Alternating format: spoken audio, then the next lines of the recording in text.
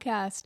Today is April 12th, 2025, and we're here with a special guest today. We are so thrilled to have Craig Unger on, author of several books that we're fangirling at the moment, but especially House of Trump, House of Putin, and American Kompromat, which I just finished rereading American Kompromat yesterday. And I wish it was required reading for the United States population right now. We'd be in a better place. So I just want to offer a huge thank you to you for being here with us today.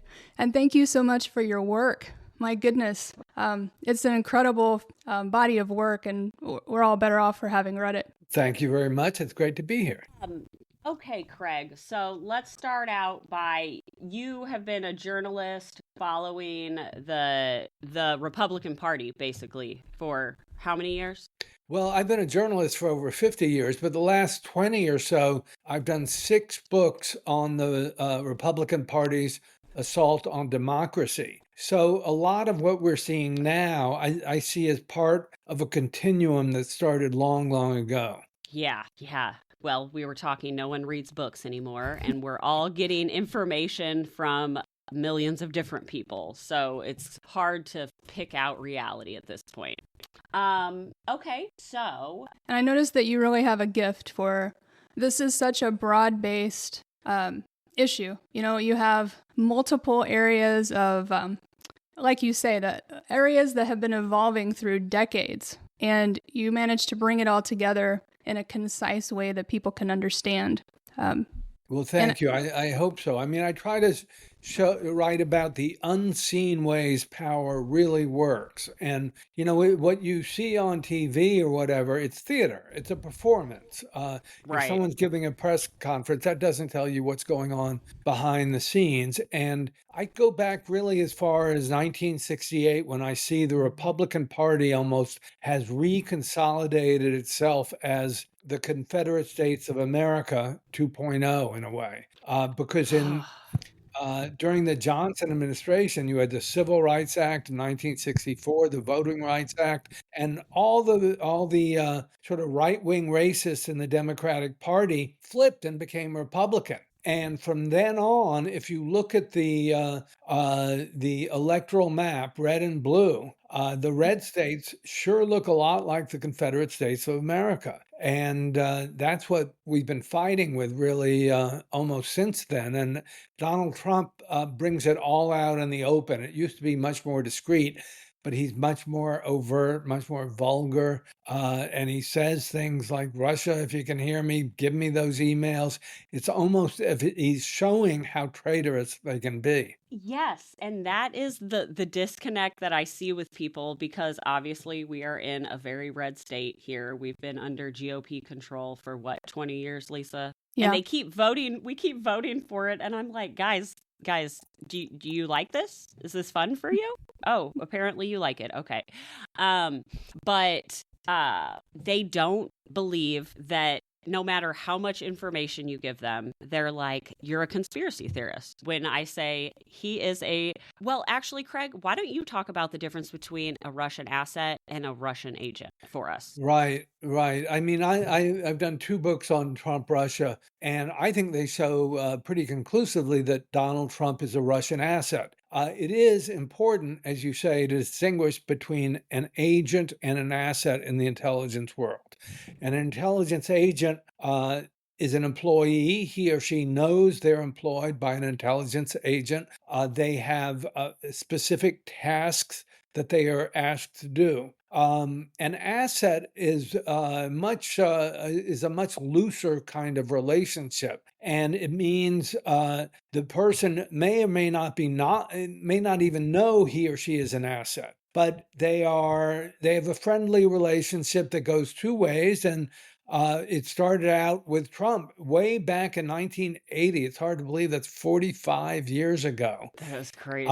And at the time, he had his first great success. It was one of his very few genuine successes as a businessman when he was developing what is now the Hyatt Grand Central, a huge hotel right next to Grand Central Station. And like any hotel, it needed a lot of TV sets. And Trump, normally you'd think a Hyatt or a Marriott, a big hotel chain like that with franchises, would go to a big vendor like Sony or Samsung or LG or one of those. Trump actually went to a place called Joy Ludd Electronics that was a front for the KGB. Whether he knew that or not, I don't know exactly, but he got a good deal from them and they became friendly. And it turned out this place was really where all the KGB agents who were in America, all the Soviet diplomats.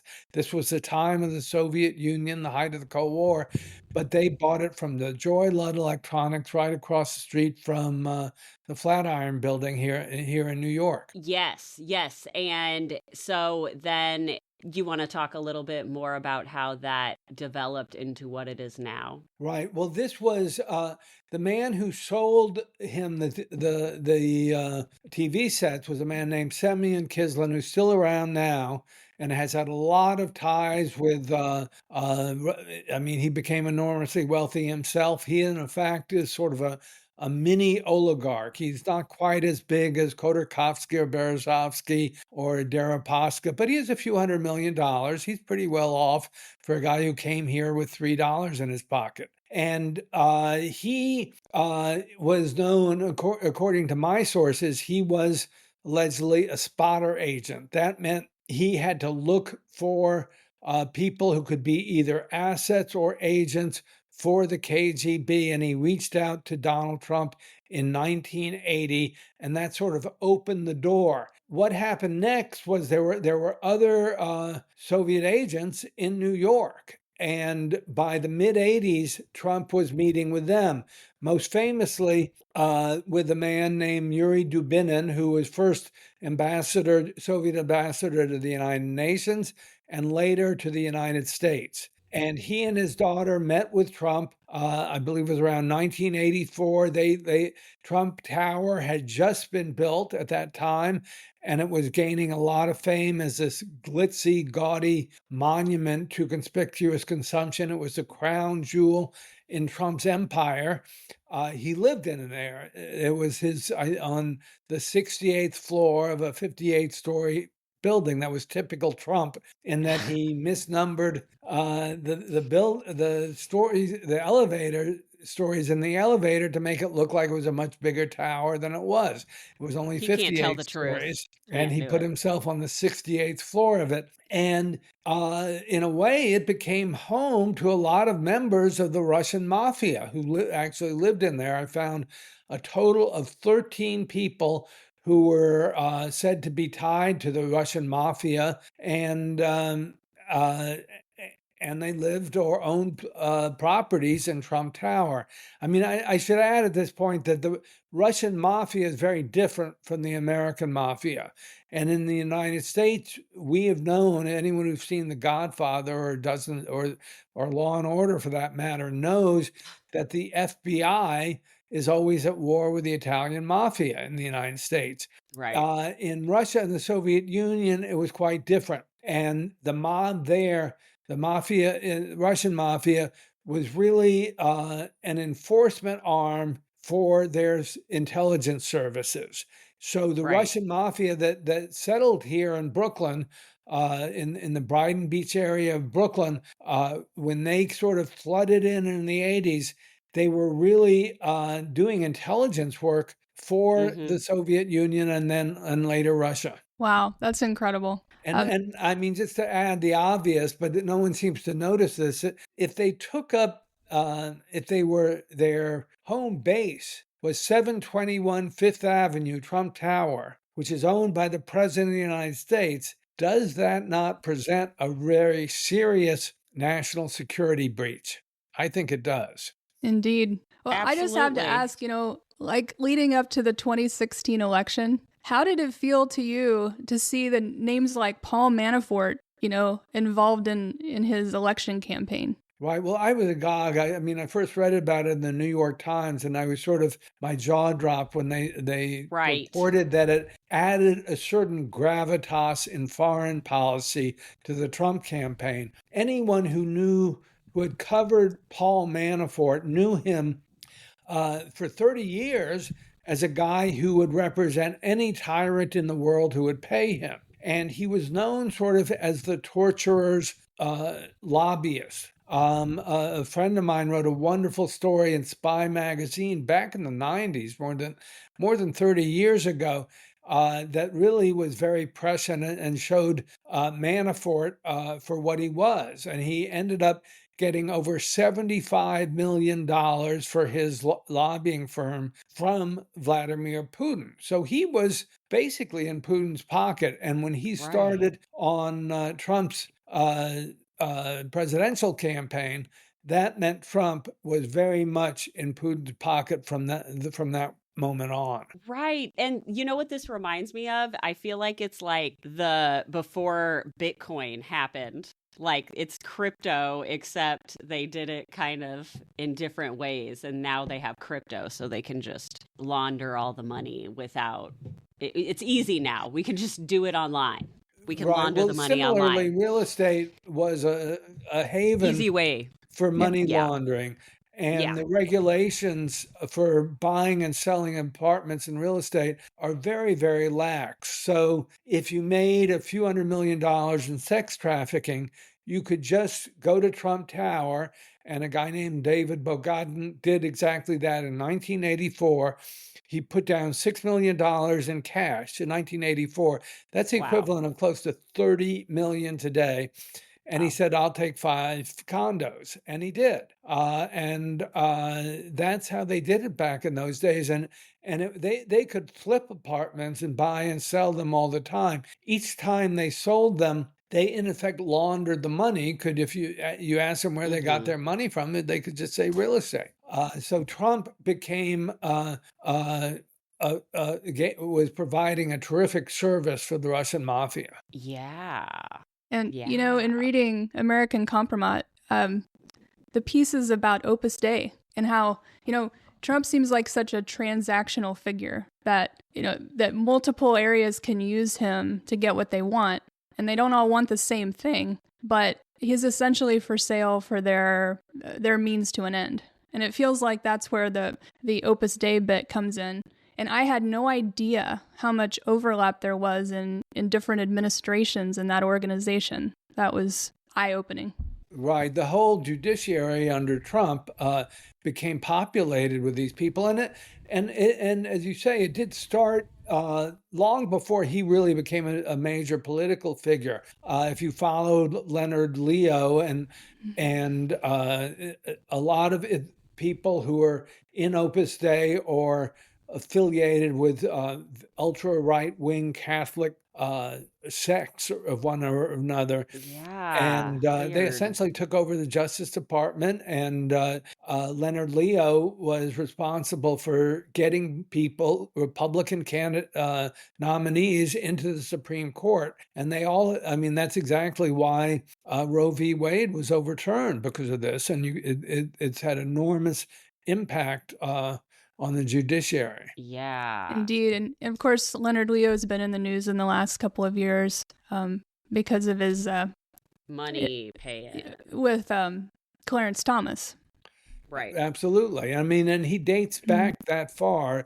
I think Thomas was approved in, was it 91 or 92? I think it was the fall of 91, actually. So they've been doing this for quite some time. Yeah, they're playing the long game. And Leonard's the one that has all the Hitler artifacts in his house. Is he the one who's obsessed with the Hitler actually, stuff? I think that I'm from Dallas originally, and that Harlan Crow, I think, Harlan, is the billionaire. Harlan, not Leonard. And he's subsidizing Leonard Leo's efforts in a lot of ways, but he has all of Hitler's, I don't know. Why do they all be liking Hitler stuff? Weirdos. Okay, let's see. So does your okay, we have some questions for you. So what does your family think about this, or like friends and family in your life? Well, we were not Republicans. I think, well, actually, at the age of 3, Dwight D. Eisenhower is campaigning in the Dallas area, and he kissed me, and that's the closest I've ever gotten to it. and he wasn't quite as bad as our current crop of Republicans. I come from a family that was fairly well educated. My mother ran the biggest independent bookstore in Dallas. Oh, that's My so cool. father was a doctor, and I got into investigative reporting right out of college, and that's what I've been doing ever since. That's so cool. On that note, it takes a lot of courage to speak truth to power, especially in times like these when backlash is not unheard of, right? And I'm curious what advice you'd give to an investigative journalist that's starting out on how to navigate these times. Well, I would probably say go in a different direction. I mean, one thing that's happened, obviously, is since print is dead. I mean, there is no viable financial model for any print publication. There just isn't anymore. And I started seeing that coming, and I switched to books about 20 years ago mostly. But I was a magazine guy. There was a time when I was at Vanity Fair for 15 years. And back 30 years ago, they could give you enough money to live in New York for 3 or 4 months for do one story where they fly you all over the world, pick up all your expenses. And those days are over. That will never happen again. And I'm lucky to have lived during that period, but it's finished. And right now I've switched to Substack because I'm trying to put the ideas across. I mean, one of the things that's enormously frustrating is books really can't go viral because they're analog. I mean, you can get some word of mouth, but that's about it. And I'm trying to tell the same story on Substack now about how I'm doing a Trump-Russia timeline, and it goes back to 1980, as we were talking just a minute ago, when when a spotter agent reaches out to Donald Trump and sells him all these TV sets for very low price, and that makes Trump part of their world. And they, in the 1987, they send him off to the Soviet Union for the first time, and that's where the cultivation of Donald Trump takes place as an asset. And you can see him start to change during that period. In the mid-'80s, he was mostly known as sort of a brash playboy. He would call up the New York Post, which is our tabloid here in New York, and he'd talk to Page Six, the gossip column. He'd use a fake name and tell him about whatever hot babe he was sleeping with that week. And it was just that's what Donald Trump was. He was famous for that. And suddenly, in around 1986, 1987, just as he comes back from Moscow, he tries to reinvent himself as a foreign policy expert, as if he's ever read a book, for that matter. Yeah, right. But he actually runs for president very briefly in 1988. I mean, this is a ridiculous time for him to run for president. It's the apogee of the Reagan era, where Ronald Reagan is finishing his second term, and Vice President George H.W. Bush Sr., is obviously going to be the Republican nominee. But Trump intervenes briefly and has a brief go at running for president for the Republican nomination. He doesn't get very far. But what happens to me that's extraordinary is while he is running for president then, he takes out a full-page ad in the New York Times. He also puts it in the Washington Post and the Boston Globe. And he says effectively the same message he's giving right now in terms of foreign policy, which is to hell with NATO, to hell with Europe. They're not paying their fair share. We're going to lash out at them. And he does this in a full-page ad. I think I printed in one of my books, in House of Trump, House of Putin, and you can see it. And I mean, it's just sort of extraordinary because, I know Americans don't really think about foreign policy much, and they probably don't give a shit about NATO. I do. If you have any sense of history, it's probably the smartest foreign policy decision this country has ever made after World War II. We developed strong democratic institutions in Europe, strong market economies. Going to Europe, I'm sorry, it's fun. They're great cities. They're great countries, rich cultures, great food, great places to vacation. And somehow or other, I know if you heard J.D. Vance saying, "I hate those Europeans. I loathe them," and it's all very weird to me. But that's what the Republican Party is under Trump and Vance now. It's like a toddler. Like, I have to pick my toddler up from daycare because he's hitting everybody. Time for a nap, babe. Let's go. You need a snack, don't you? Give him a snack. He'll calm down. We won't invade Greenland today. Okay. Okay, so have you had any lawsuits or anything for defamation? That's another thing that makes me be like, no, he's telling the truth, or Trump would be really pushing back. Right. No, my 2 books on Trump, Russia, like all my books, have about 1,000 source notes each, and you can check up on me, and so where it's possible on a Kindle, you can even click through to the. I have the URL, and you can click through to see the original source. Right.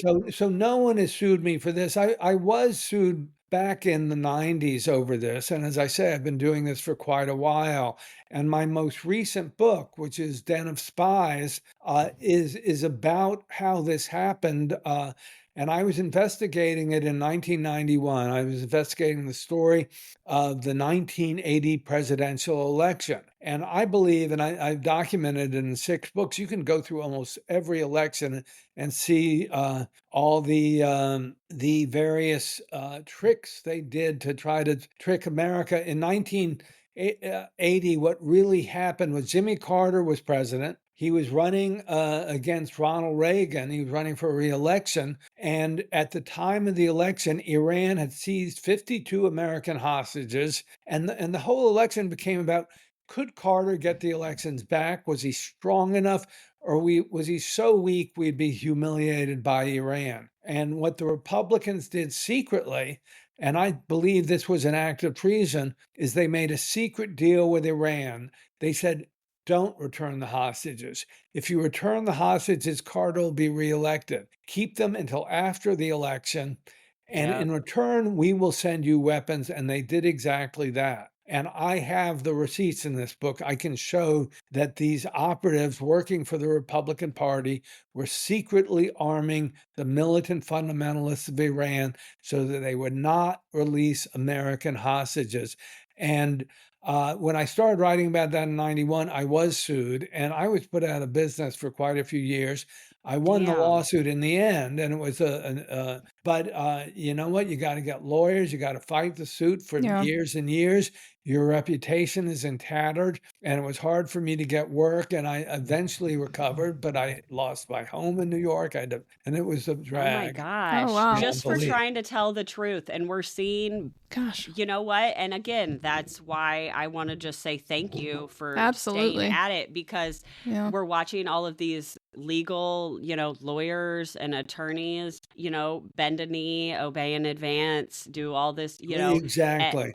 And I know half the time I'm like, man, I should probably keep my mouth shut. Never going to happen for me, but I probably should. But I can't. When you put that in context with a representative or a senator that doesn't want to speak the truth because they might not win their re-election bid, like, who cares? Stand up for the truth in your country. Like, they can get another job, but if we lose our democracy, we're done. Right. When Liz Cheney first spoke out, I thought she'd be the first of many, but in truth, she's been completely isolated and she sacrificed a lot. But maybe this will, I'm wondering if the current economic fiasco that Trump has caused may finally dislodge some of Trump's support. And at a certain point, you got to see it all collapsing. And I certainly hope that's the case. Chess. It's his 4D chess, Craig, okay? He's playing 4D chess. 4D chess. I don't even think he knows how to spell chess, okay? Let's go. Come on. Okay, so what do you have a call to action? What do you think we can do? Where do you see this going? Yeah. Or are you just like, I am not paying attention anymore because I already wrote books about it, guys? And does anything give you hope? We're trying to figure out how to help, educate people and inform people on what we can do to navigate out of this mess. So, yeah, any words of wisdom on your advice there would be appreciated. Well, I wish I had some wonderful, easy thing, and I don't have a quick, easy response. I figured not. I'm still at it on Substack. I'm a reporter, not more than an activist, but I want to penetrate their bubble. Right. How do you penetrate the right-wing bubble? And in New York, I don't know that world. I freely admit it. Yeah. I wish I could. But I mean, you're the guys in the red state. I mean, who do you talk to? Can you convince them? Can you have conversations in a one-to-one basis? Yes. I don't know the answer to that. And I'm trying to do it on Substack and hope there's a certain virality that will eventually penetrate them. It doesn't, it was sort of interesting. I built up something of a following on Twitter pre-Elon Musk, and then ruined it. He ruined it, and I became shadow banned. So before he took over, I could do a good tweet and 800,000 or 1 million people would see it. Now, if I do a good tweet, I'm lucky if 800 people see it. I can't get 1,000. And this is really deeply, deeply disturbing because it makes the whole idea of freedom of speech, freedom of the press, it renders it ridiculous when one zillionaire, or he's almost a trillionaire, he could be the world's first trillionaire, is able to essentially ban the free speech of anyone to the left of Attila the Hun. Right. Well, and then buy the whole social media site in the name of free speech. Oh, he's so annoying. I have a question. Do you think that any of our institutions are unscathed? Because so many are not. We've watched so many crumble. But is there any area that you think is standing up and doing okay? Can I say no? That would be my answer because everywhere we look is affected. I think there are some good people in Congress who are fighting hard. I think Senator Chris Murphy's been very strong recently. I like Sheldon Whitehouse a lot, Jamie Raskin. There are some very good people out there, and I think we need constitutional lawyers like Jamie Raskin. I think that's a good thing. I think AOC has been very strong recently. It's good to see younger people rising up in the Democratic Party. But I don't think it's going to be a quick and easy thing to dislodge this at all. And I do say that we have not yet really felt the economic consequences of the havoc Trump is currently wreaking. And I would like to think some of the damage is going to happen in those red states. The people supporting him will suffer, and maybe that will change their minds. We're watching. So you were talking about conversations with people, and that's what I really try to do on a personal level because, again, I don't ever be quiet. But, establishing that trust, finding out where they're at, meeting them where they're at. But now that I have, that's what I really wanted to talk to you, so I could have some validity behind what I'm saying, you should listen to our interview with Craig Unger. He has so much knowledge on these topics. It's not something I found on X. And followed it down, and it's a QAnon page. This is real. Right. It's real. It's well documented. When I wrote House of Trump, House of Putin, my publisher said to me that it's like the nicest thing a publisher can tell you when you finish the book. She said, Craig, this will really going to change the national conversation. And you know what? It didn't. It spoke to the people who agree with me. And I try to write in a way that is not full of rhetoric, that it's based factually, and that there's source notes. So if you don't believe it, you can go to the original source and check me out. But I think people don't read is Yeah. the horrible truth about it. Unfortunately, it's true. And I think there is a population of people out there that it does not matter what facts you put in front of them. They've made up their mind. It's not going to change. Right. And, Well, that was not the case when I started out, yeah. Right. I don't. One thing that I think has to change is that Silicon Valley has to be regulated. I think social media, the way Yeah. it's been handled by Elon Musk and Mark Zuckerberg, is horrifying, and it really distorts the national conversation. If you look at Mhm. the polls, most Americans agree with the On Democrat policy. policies, Yeah. but they don't vote that way. And I think a lot of that is because of Yeah. the way social media distorts the conversation. I agree. Absolutely. I mean, it's geared to, to stoke outrage. So, Clickbait. yeah, Right. that's not But helpful. this is like, but then they would read your book, Craig, and it would be the biggest dopamine hit ever. So I don't understand. Well, Like, I don't, you have, yeah, but I challenge their beliefs, unfortunately, and Yeah. that's what's hard. I mean, people want affirmation; they want their Mhm. beliefs affirmed. Called confirmation bias. You Mhm. smile when you Absolutely. read something that confirms it feels your so belief. good. It's my world. They're just living in it, Craig. Oh, Well, and here in Missouri, we struggle with like statewide, we'll pass amendments like, to maintain access to abortion care or various things that are considered liberal ideas or liberal issues. And then people keep voting in the like local Republican legislators who, of course, then proceed to try to overturn the our amendments that we just initiative passed. petition that we Yeah. just did, like it's It's a crazy and it's struggle. nonstop. It's like Yeah. like they do something as soon as we the people do something, and I try to talk to the people and be like, hey, Mhm. why are you making more work for yourself? You're literally making more work for yourself. I don't get it. But Yeah, a lot of the problem I think too is the way data has been atomized. And as you were talking, Lisa, I thought I saw a short video a few weeks ago of a young woman in Arizona, I believe, and she said, "I voted for Trump because he's pro-choice." And ah! And in Arizona, I guess perhaps similarly to what you went through in Missouri, there was a statewide yep, amendment that Mhm. gave women that could have been framed slightly as being pro-choice. I mean, it had some exemptions, but it wasn't really. But it allowed the Republicans to brand themselves locally in that way, and somehow it or other got the women's vote. I mean, Mhm. white women voted for Trump nationally. do you think that he really won? I'm gonna put my hat on. I have my Full hat time. foil hat, but I don't. I mean, I've been following Election Truth Alliance, and I think there's more than a foil hat to it. But I don't think he won all 7 swing states. Right. I honestly don't know, and I really don't like to go out on a limb if I I don't know won't. Okay. facts to Mhm. back it up.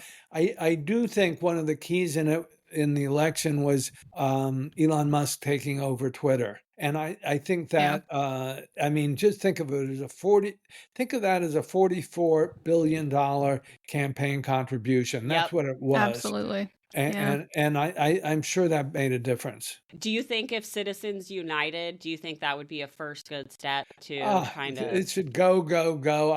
It's been horrifying, and it's Mhm. getting more and more horrifying over the years as it's used. Partly, I think one of the huge blows to the Democrats was you have the so-called broligarchs, the techies of Elon Musk and so forth, Peter Thiel, Mark Andreessen, Mark Zuckerberg. I mean, here you have, I mean, that tech world initially people thought of as liberal, I assume because it was in California and there was something libertarian about it. But there's Mhm. nothing liberal in it at all. And what Zuckerberg, I mean, as far as I'm concerned, these people should be in jail. They are killing They're free speech scary. and freedom of Yeah. the press. They're destroying what it really meant. Yeah. I mean, the Well, and First Amendment, it talked about freedom of speech and freedom of the press. It didn't even say radio. There was no radio in the founding, or broadcasting, or cable right. TV, and now we have social media. and it can distort things so easily. I mean, when you tweak algorithms to get as many clicks as possible, it means they're going to click the extreme things. They'll click on things that confirm their bias. It has nothing to do with truth. In newspapers, I mean, newspapers were deeply flawed, don't get me wrong, in magazines and all that. But for the most part, where I wrote, we had serious editors. We had fact checkers. For my books, I hire a professional fact checker who used to work at the New Yorker. He grills me on every goddamn paragraph and asks me where did my sources come from. And I'm paying for that out of my own pocket because I want to get it right before publication. Right. And you can imagine what goes on Twitter X or whatever Musk is calling it. People, I'll be like, do you have a source for that? And they'll send me like a random person on Twitter. I'm like, that is not a source. Let's go back to media. Okay, this is a source. I guess they did send me a source, the person who tweeted it. But I meant a reputable one, not Johnny on X. Well, that must feel like a grenade going off in your world when, like, what's happening at the Washington Post and, to see the editorial work affected as it is. Right. I mean, the Washington Post is a once great paper. And during the Watergate era, I mean, it stood up to Nixon. It then published the Pentagon Papers. And those were... it was speaking truth to power, but it's very, very hard to do that anymore in any way. And I mean, even doing it on Substack, it's me alone, really. Sure. And, you at a certain point, you wonder, will the Republicans come after you? Yeah. Right. Yeah. Well, that's 5 years ago, that I don't think anybody worried about that, but now it's a valid concern. Right. I Very never thought Russia Trump would vibes. be reelected. Me neither. I was so heartbroken. I'm still grieving all the people that I thought I knew that are totally cool with like special waves and stuff. So I don't know. You're learning who you would tell if Anne Frank was in your closet. Wow. Well, Craig, thank you so much for getting on here. I'm going to have to order a couple copies of the book so I can hand them out. Absolutely. We like to give books to friends, so yes, we do. Well, thank you very much. And we will encourage all... which sort of gives a big overview of, but the other ones are more specifically about Trump and Russia. Yeah. And Den of Spies is the newest one, correct? Yes, it is. Den of Spies. Okay. Wonderful. Awesome. I can't wait to read that. I've seen it at the library. I've seen it out. So. And we'll encourage everybody to go over to your Substack and subscribe. And I mean, I guess an advantage is you get to communicate with people on a much more frequent basis, which is nice. It is. I mean, I can actually readers write me on Substack, and I appreciate it. And some of them send me new information, which is good, and some of them just let me know that my book was worth reading. Absolutely. That's the best to hear. We love to hear when one of our two listeners comment. We're like, yeah. No, I'm just kidding. We have a little bit more than that, Craig, but maybe we'll get a little bit more since we got a big name on here today. There's just a lot of important information people need to understand. Yeah. And however we can get that out, so be it. All right. Well, we'll go ahead and sign off here. Thank you so much, Craig. We truly appreciate you, and thanks for your time. Well, and thank you for having me. I enjoyed it. Awesome. Thank you.